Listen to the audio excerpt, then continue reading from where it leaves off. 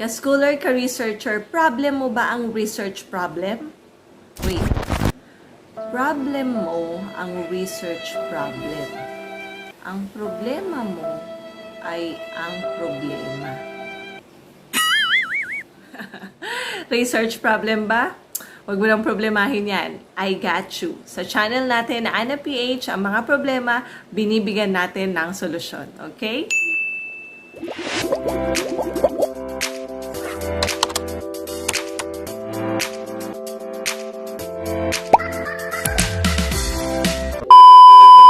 Yes, in today's content, I will help you. In reference to the book Practical Research 2 by Cristobal and Cristobal in 2017, I will share to you the sources of research problem. Also, I will present to you some instances or conditions where something is researchable. Now, ka-scholars, ka-researchers, research problem may exist anywhere. Research problem may exist in various settings such as in our schools, at our home, in a restaurant, in a clinic, or in any place in the community.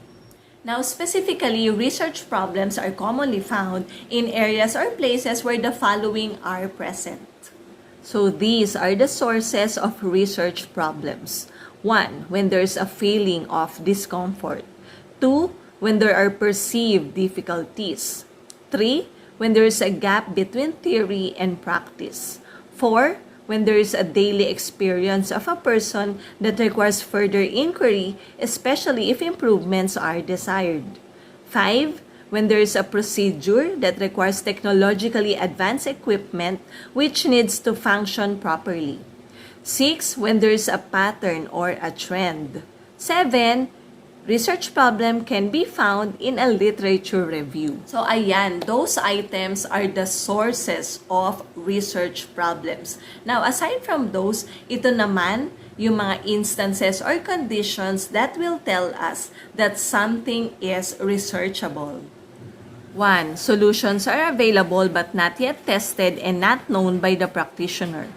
2. No solutions are available to answer the gap or the problem assessed. 3. Answers, solutions, or results are seemingly not tested or are factually contradictory. 4. A phenomenon exists which requires explanation. And 5. There are several possible and plausible explanations for the existence of an undesirable condition. Ka-researcher, coming up with the research problem depends on many factors. It may depend on the situation nga that you observe or on the condition that is present in your own context. Just keep in mind that just like any other undertaking, identifying your research problem and selecting your topic should be done carefully kasi nga, you need to come up with the ideal one.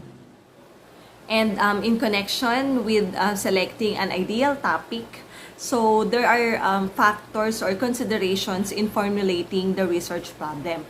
Now, as according to Barrientos-Tan in 1997, there are 2 criteria in order to select or choose a research problem. So, one is internal criteria and the second one is external criteria. So, gawa natin ng content yan at pag-usapan natin sa susunod nating video. Now, last few reminders. So, the curricular track of a student like you should be a primary consideration in selecting your research problem. So, ibig sabihin, if you are an ABM student, so your research problem should be related to your field. Like, for example, it should be about business or it should be about management.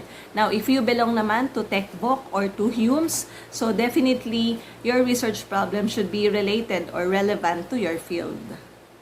And another thing, so a student like you should select a research problem that you can treat or handle effectively. So, for example, you are a senior high school student, so do not select or avoid selecting research problem that is very or too complicated for you. So, kung ikaw naman ay graduate student na or you are in college, so make sure that the research problem that you will select suits your level. And lastly, of course, actually maraming considerations that we need to consider, no, in selecting the research problem of our study. So nandyan yung time, yung location ng research, access to our subjects or participants, ano pa ba, yung duration, yung mga internal, external supports, napakarami pa niyan. Pag-usapan natin sa susunod nating video.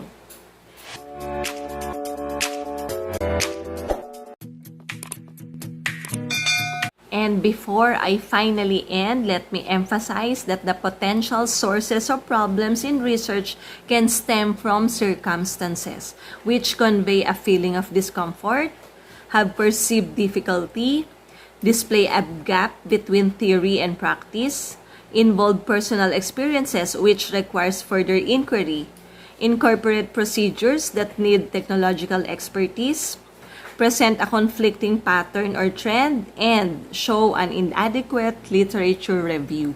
So ayan, ka-schoolers, ka-researchers, hindi mo na problem ang research problem. Tama? So there you have it. Thank you for being with me. See you in our next video. Bye!